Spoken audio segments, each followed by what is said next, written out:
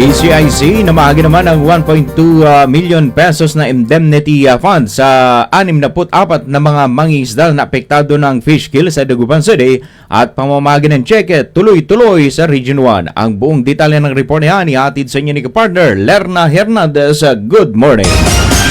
Yes, good morning kapartner. Umabot sa kabuuang 1.2 million pesos indemnity payments ang naipamahagi ng Philippine Crop Insurance Corporation o PCIC sa 64 na mangingisda na apektado ng fiscal dulot ng Bagyong Uwan sa Dagupan City.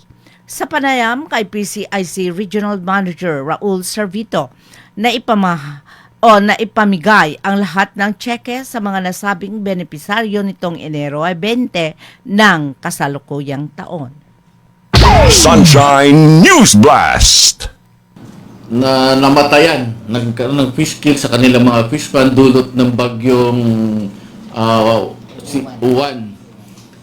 Yung bigla ang pagtaas po kasi ng temperatura ng tubig, yun po ang nagiging dahilan kung bakit nagkakaroon ng fish kill sa kanilang mga alaga at sa kanilang mga fish pan. So, ang kabuang indemnity na ibayad po ng PCIC sa kanila ay umaabot po sa 1.2 million.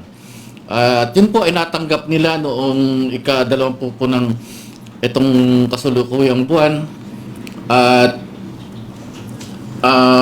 naipamigay po natin sa kanilang lahat sa 64 na fisherfolk from Pogaro Suite at Barangay Bunuan. Bukig ang nakatanggap po ng kanilang mga cheque dito po sa ating opisina sa PCIC. Kaugnay naman sa mga magsasaka, tuloy-tuloy ang pamimigay ng PCIC ng indemnity check sa iba't ibang bayan at lungsod ng Pangasinan. Humingi naman ng paumanhin si Servito sa mga magsasaka dahil sa delay ng pamimigay ng indemnity payments dahil umaabot sa mahigit 70,000 ang claimant ng cheque sa buong Region 1. Sunshine News Blast! Kasi po ang PCIC Region 1 ay mayroon po tayong mga umaabot po ang nag-claim mga farmers. Sa buong Region 1 ay umaabot po tayo sa 70,000 na claimants. Ang pagpoproseso po kasi natin ng claim ay per parcel. Halimbawa, isang hektarya, kung 3 parsela po yan, 3 times na ipaprocess. So kung ang average parcel po kasi ng isang farmer dito po sa Region 1 is 3.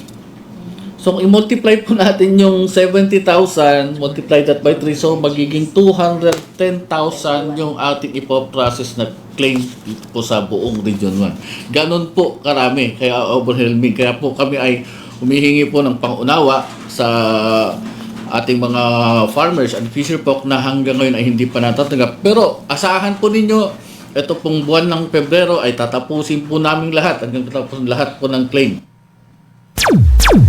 Ani Servito, nasa 2,511 magsasaka ang nakatanggap na ng kanilang cheque mula sa bayan ng Urdaneta at karatig lugar sa La Union at 1,076 beneficiaries naman ang tumanggap na sa Distrito 1 ng Pangasinan kabilang ang Dasol, Alaminos at Agno. Sa susunod na araw, ani Servito ay nakatakdang mamimigay ang PCIC sa mga bayan sa District 2 ng Pangasinan at sa Pebrero naman sa Ilocos Norte at Ilocos Sur. Para sa Diyos at Pilipinas kong mahal, Lerna Hernandez, kapartner mo sa balita at serbisyo.